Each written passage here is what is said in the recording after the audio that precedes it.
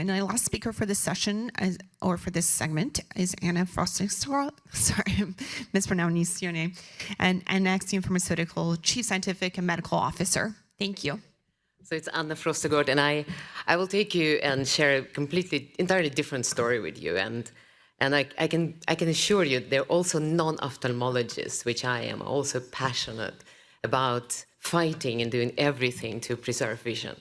And can we have the... Can I get the slides, please? They're coming up. Thank you. Yeah. So, and you know, I come from Sweden. We come from a company, Annexin Pharmaceuticals, which you will never confuse with Annexin after this presentation. And I will show you something different. So we're a tiny company. We are publicly traded. We are in clinical stage, and we are developing a first-in-class biologic, which is at the moment injected intravenously. And we're focusing on retinal vein occlusion and also expanding into diabetic retinopathy. So the reason why we've been really fighting to take it and investigate it in a patient with retinal vascular diseases is because we believe the novelty of the mechanism and potentially giving a chance for you having a tool to modify disease and preventing it becoming chronic. And we have promising clinical data. I will share it with you. I'm not going to in details. And strategically, it's an extremely interesting case since it had potentially have broad implications. When I tell you that that is a different mode of action, I will take you completely away from a very challenging intellectual pathways and gene therapy. I will take you back into evolutionary tools, which we already have in our body.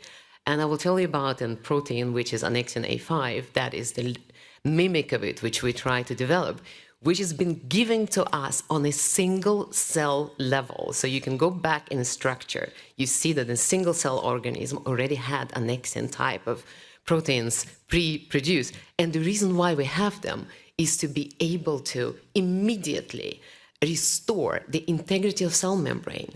So when I talk about any type of data out there, it's not one single body system where vascular inflammatory components are involved has not been implicated for Annexin to be a therapeutic target. And I had to make actually an update for this presentation. As you see above there, there's a brand new paper coming from China, which is also a major area of research in China, which implicates Annexin 5 is an entirely new tool to change the landscape for ischemic brain type of damage, which is also important for retina.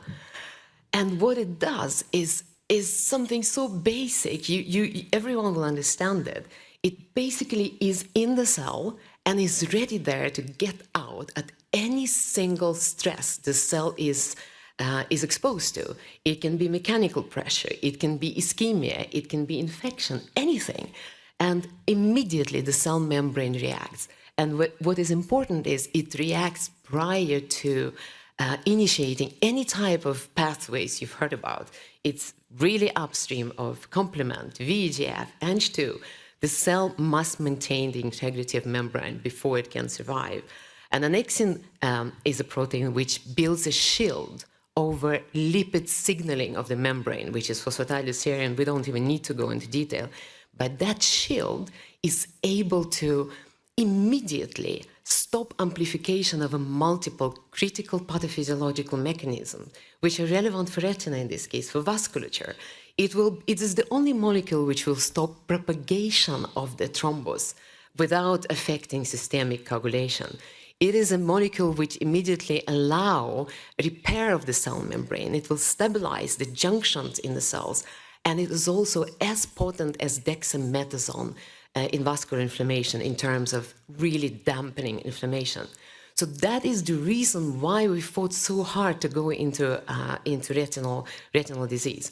And the reason when I say that we want to give you something which potentially is disease-modifying is we want to remove the trigger, remove hypoxia and trigger for VEGF. That's basically something which would be an entirely different approach.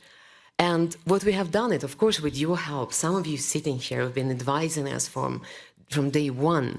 And we have completed the study. It's a really proof of concept study looking at the safety and in multi-center study in seven retinal clinics in the United States. We were also very strictly advised by Dr. Chambers to have all newcomers, not thinking about edema, not edema, take everyone with RVO in the study just to see what happens. And we were able to include 16 patients with treatment naive.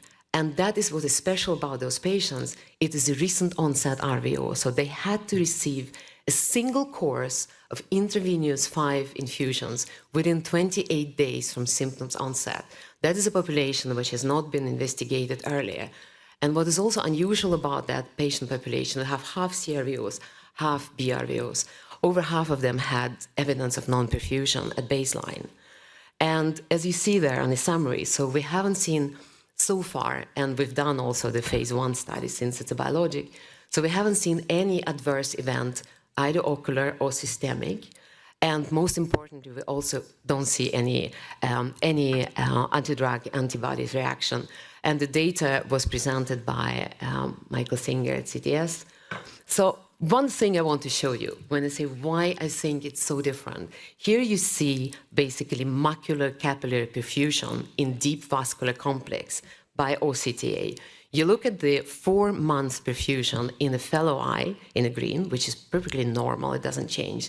But you see also how the perfusion in the RVO eye, in this case it's BRVO, it decreases within 12 days when patient is waiting for treatment to be initiated during screening. And you can see the delta basically increases from being 20% to almost 45%. And you can see in this objective data that one infusion of Annexin in this particular patient led to an immediate restoration of perfusion. And it's also been durable for 4 months. This patient never required any other treatment. You could also say, what does it matter? Does it have any bearing on visual acuity, on anatomical outcomes? We had another patient, our patient, the first patient which was treated. We see at least in segments, in certain segments, which you can overlay, look also in the FA, those are the segments which were occluded. We can increase perfusion very rapidly. And in this patient, it's also, just as a case example, have a rapid gains of visual acuity and also control of the fluid. And this is a patient which is one of those who went on up to 30 months without any rebound edema, maintaining visual gains. And it was pretty ischemic patient in the beginning. So we have very excited PIs who've been seeing this, very happy patients. And I'm not going to show you the outcomes they've been presented. So as I say, we're very thankful to you for advising us. And we are definitely taking it further. We're building our phase 2B protocols and meeting FDA. So we hope that it will really hold its promise in a randomized controlled studies. Thank you.